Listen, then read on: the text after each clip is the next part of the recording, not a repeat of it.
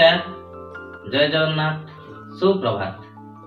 दर्शक बंधु, आज आपण मानकु नहीं आसी आज नुआ एक प्रसंग। आज प्रसंग होची घुंगुड़ी समस्या एवं यार प्रतिकार एवं उपचार। आसंतु जानि नेबा। प्रायतः अधिकांश लोक सोइबा समय घुंगुड़ी मारी थांती। किछि लोकंकर अभ्यास रे मध्य परिणत होइथाय। घुंगुड़ी समस्या पई लोक मानक सामना रे लज्जित हेबाक मध्य पड़िथाय, किंतु वास्तव रे सोइबा समय रे प्रत्येक व्यक्तिर तांकर श्वासरंध्र बा श्वासनली टिके सरू होइथाय एवं जहाँकि पवन जीवा आसीबा समय एक ध्वनि सृष्टि होइथाय। सेटा होची घुंगुड़ी ध्वनि बा घुंगुड़ी समस्या। दर्शक बंधु, तेबे एई घुंगुड़ी समस्या मुक्ति पई किछि सरल उपचार बा किछि प्रतिकार आज आमे जानि नेबा। प्रथमे घुंगुड़ी समस्या मुक्ति पई भांग, गुड़ाखु, खैनी बा मादक द्रव्य ठारू दूरे रहंतु।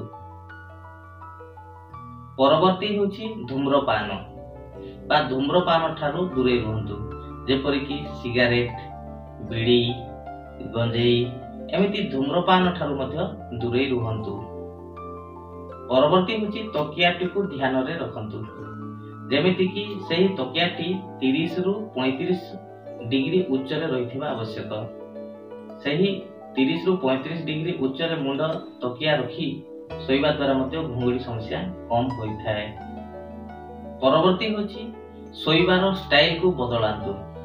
किछि लोक मुह ऊपर को बा पिठी तळको करी सीधा सड़क सोई थांती, किंतु प्रकृत रे एही सीधा सड़क सोइबा द्वारा किछि घुंगुड़ी समस्या मध्य बेसी देखा दे। एनु कड़ लेउटी सोइबा आवश्यक। प्रायतः कड़ मारी सोइबा द्वारा घुंगुड़ी समस्या मध्य कम देखा देइथाय। परवर्ती होछि बीएमआई को नियंत्रण रखिबा।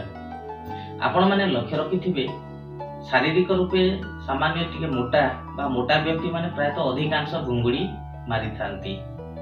एनु निज ओजन प्रति ध्यान देवे बा ओजन को नियंत्रण रखिबे बा ओजन टिके कमेबाक चेष्टा करिवे। परवर्ती होछि उचित समय निद्रा। प्रत्येक व्यक्ति प्रायतः 7 घंटा जाए सोइबा आवश्यक। एणु राति प्राय 9:30 10 सोई भोर सकाळ 5-6 उठिबाक चेष्टा करंतु। परवर्ती होछि दर्शक बंधु, किछि आयुर्वेदिक शास्त्र को विचार को नेले किछि अल्प हळदी गुंड सहित अल्प किछि महू सेवन करी राति सोइबा द्वारा घुंगुड़ी समस्या कम होइथाय। परवर्ती होछि सोइबा पूर्वरु गोटिए गोटा रसुण को चोबे खांतु एवं अल्प किछि उषुम पानी पी करी सोंतु। देखिबे एई गोटा रसुण खाइबा द्वारा एवं उषुम पानी पी करी सोइबा द्वारा घुंगुड़ी समस्या मध्य कम होइथाय। परवर्ती होछि योग, प्राणायाम बा ध्यान। आपण माने लक्ष्य रखिथिबे प्रायतः जो माने योग शिक्षा करंती बा प्राणायाम एवं ध्यान करंती सेमानक ठारे कम भावे घुंगुड़ी समस्या देखा देइथाय। एणु प्राणायाम, अनुलोम विलोम एमती योग अभ्यास करंतु एवं सुस्थ रहंतु। दर्शक बंधु, आज भिडियोटी आपण मानकु केमिति लागिला निश्चित रे मतामत देबे। सब्सक्राइब करिबा एवं लाइक करिबाटा जमार भूलिबे नाही। धन्यवाद।